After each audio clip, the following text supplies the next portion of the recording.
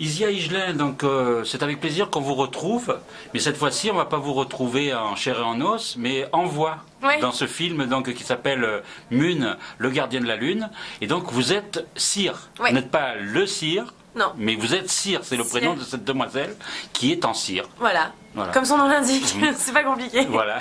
Donc, qu'est-ce qui vous a plu dans cette chose? Parce qu'il me semble que faire une voix pour un film d'animation, c'est la première fois que vous le faites. C'est la première fois, mais c'était vraiment un rêve. Depuis très longtemps, c'était quelque chose que j'avais vraiment envie de faire. J'ai l'impression d'avoir toute ma vie travaillé à faire ça finalement parce que. Mais pour quelle raison? Mais parce que c'est tout ce que j'aime en fait. Ah oui. Doubler un film d'animation, ça représente absolument tout ce que j'aime. C'est-à-dire incarner un personnage animé. Moi j'adore les films d'animation, j'adore les dessins animés. Ça fait vraiment partie de ma culture enfant et adolescente. J'ai toujours adoré ça.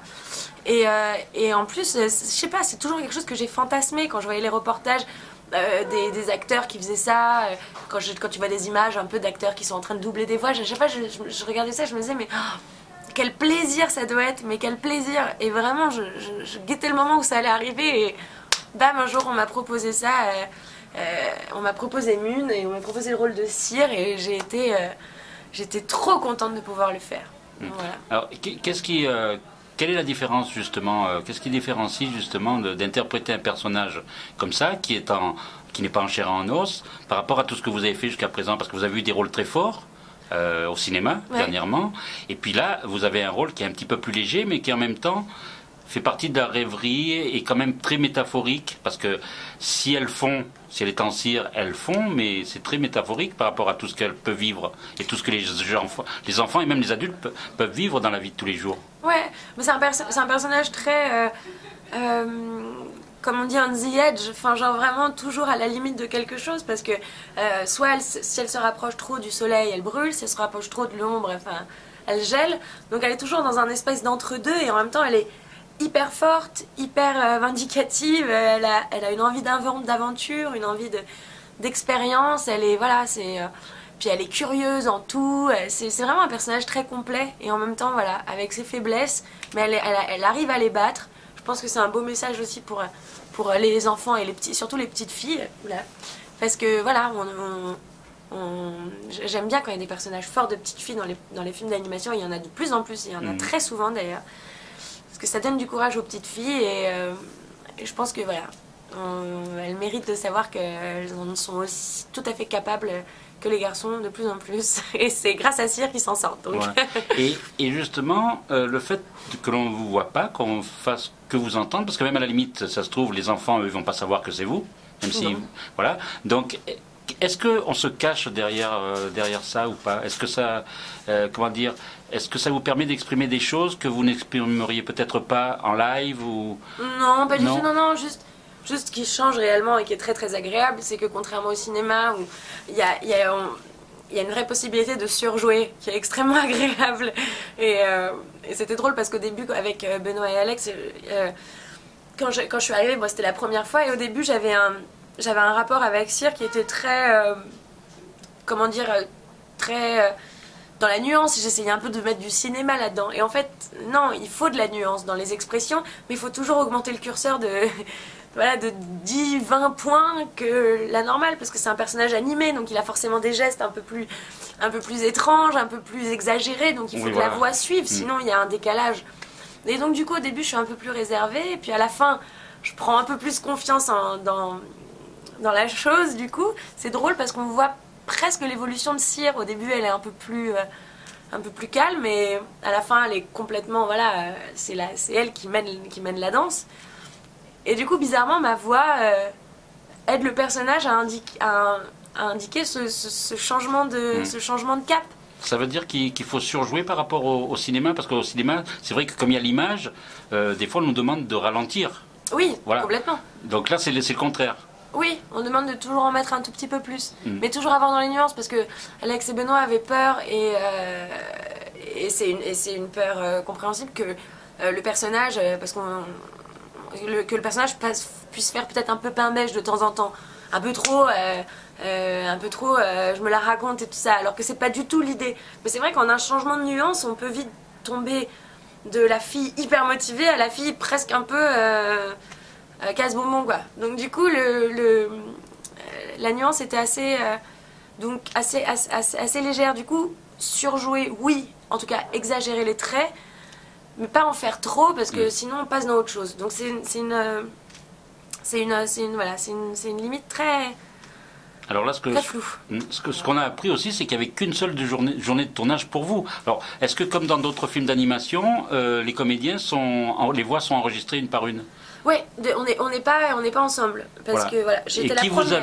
Vous étiez la première Ouais. en plus? J'étais la première à enregistrer mes voix. Il y avait des voix américaines Mhm. qui doublaient le gardien, qui doublait Mune et Saune, ainsi que la mienne. Donc j'avais une sorte d'exemple, mais j'amenais complètement autre chose. La voix américaine était complètement différente de la mienne. Mais il y avait déjà des choses sur quoi se baser. Mais j'avais pas la réponse de Michael ou de Et Omar. oui, voilà. J'étais toute seule. Par contre, eux, ils ont eu l'avantage de vous avoir alors. Michael m'a eu et Omar a eu moi et Michael. Donc Michael et moi, pardon. Et Donc, oui. donc oui, ça a été. Je dirais pas que c'est plus facile ou quoi, mais ça met plus dans un ton, en tout cas, sûrement. Oui. Moi, j'étais face aux voix américaines, mais ça m'a pas dérangé plus que ça. J'étais juste contente aussi de ce qui est génial dans l'animation quand on fait une voix, c'est qu'on a une instantanéité dans le personnage en fait. Tu vois tout de suite ce que tu as fait, tu vois, tu enregistres le truc, après tu découpes un peu et puis ensuite tu vois immédiatement le résultat. Et c'est ça que j'ai aimé. Il y a un peu comme dans la musique, comme dans les concerts où tu as un répondant immédiat avec le public. Là, il y a quelque chose de totalement immédiat aussi, ce qu'il n'y a pas dans le ciné où tu dois attendre un moment avant d'avoir. Alors, puisque c'était un rêve donc de faire Ouais. une voix comme ça pour un film d'animation, est-ce que justement il n'y a pas un rêve supplémentaire, comme vous êtes aussi chanteuse, d'avoir aussi envie de chanter dans un film d'animation? Alors, Vous y avez j'adorerais. pensé? Non mais j'y ai pas pensé, mais c'est vrai que. C'est moi qui je vous y fais penser. Merci, j'y penserai la prochaine fois. Je dirais que c'est grave. Mais disons que c'est vrai qu'il y a de plus en plus de. J'ai pas envie de la citer encore celle-là, cette casse-bonbon de Reine des Neiges, parce que bon, elle nous l'a bien mis dedans quand même, Oui. celle-là. Mais c'est vrai que dans ce genre de film-là, c'est vrai que ça. Mais malheureusement, c'est pas souvent ceux qui font les voix qui chantent. Mais bon, moi j'espère que je pourrais en être capable. Mais en tout cas, s'il y a un projet comme ça, c'est vrai que ça me brancherait bien. Mais même la comédie musicale en général, hein, ce serait quelque chose que j'aimerais bien faire. Danser, chanter, jouer sur scène le soir. Mais dans un film d'animation aussi, doubler des chansons et jouer aussi, ça me. Ah non, je crois que ça me plairait beaucoup. Vous êtes jeune, vous avez le temps. Ouais, Voilà. ouais, j'ai 25 ans dans une semaine, donc faut speeder. Voilà. Enfin, je suis encore jeune, mais non, mais j'ai tellement encore de choses à faire. Non, parce que mais tout à l'heure en plaisantant, vous disiez je voulais avoir fait ça avant de mourir, quand même. Oui, vous avez non, le temps. mais c'était. Non. C'est une boutade. C'était une boutade, bien Oui. sûr, mais en tout cas, c'est quelque chose que j'avais vraiment Oui, oui. profondément envie de réaliser au moins une fois dans ma vie, de savoir ce que ça fait de doubler un personnage. C'était vraiment une envie depuis très longtemps que j'en parle. Donc voilà, c'est arrivé et j'espère que ça arrivera encore sous d'autres formes, donc chanter pourquoi pas. Vous avez fait d'autres choses là en attendant ou vous êtes consacré uniquement à votre prochaine tournée? J'étais en tournée, je suis en tournée. Bah déjà, j'ai fait quand même pas mal de choses. J'ai tourné La Belle Saison, puis après j'ai fini mon disque. Il est sorti en avril, en janvier je l'ai terminé, et puis après j'ai fait de la promo, puis après je suis partie en tournée. Et là, ça se termine à Paris, la tournée, là, là c'est non, ça? je reprends la tournée Vous à reprenez partir du 2 octobre, et j'en ai encore pour une bonne année de tournée. Et pour La Belle Saison, là, ça se passe vraiment très bien, donc je suis vraiment contente. On a été présélectionné pour les Oscars, donc c'est génial. Après, Audiard est favori, mais c'est pas grave, rien que ça, là, je suis vraiment très fière. Et c'était un très beau film. Ouais. Avec Cécile de France et un film de Catherine Corsini que nous avons rencontré justement ici, lors de la sortie du film. Et vous étiez, sûrement, vous n'étiez pas là parce que vous étiez en tournée. Ouais. Voilà. Donc c'est vrai que c'est un film qui a eu un beau succès, qui en même temps qui était fort.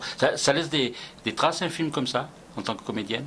Parce qu'on sait que vous êtes attaché à la vie, à l'humain. Et est-ce que ce film vous a parlé, parce que j'ai pas eu l'occasion de vous poser la question, est-ce que ce film vous a parlé? Bah oui, forcément. Des films comme ça laisse des traces? Ouais. Oui. Ouais. En tout cas, c'est important. Ouais, c'est important. C'est important et... Oui, ça laisse des traces. Après, je suis ravie que le film ait la vie qu'il a. Il marche vraiment bien.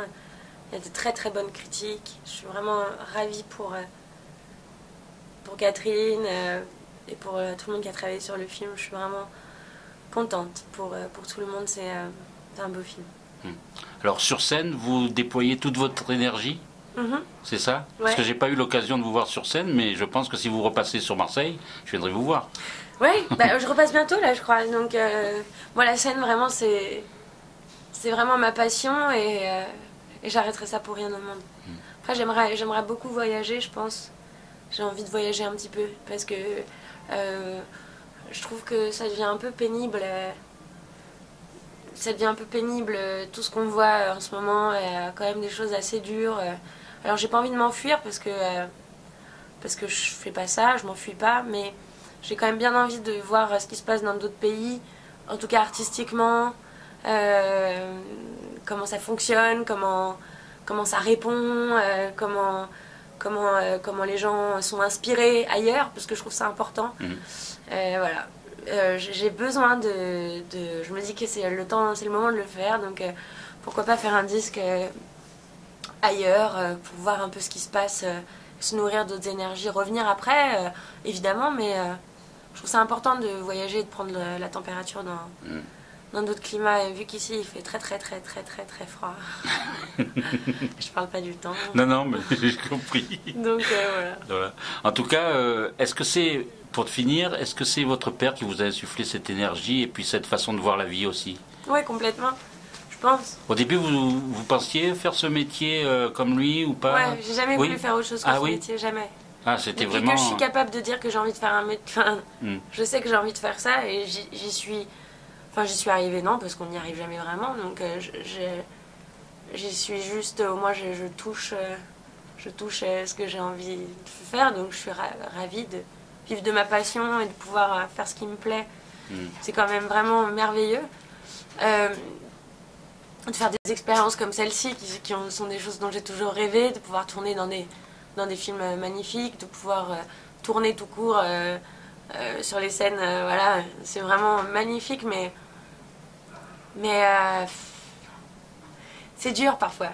C'est dur parce que je sais pas comment expliquer, mais en ce moment je suis un peu dans cette réflexion, mais parfois c'est juste un peu dur de se dire où ça va, quoi.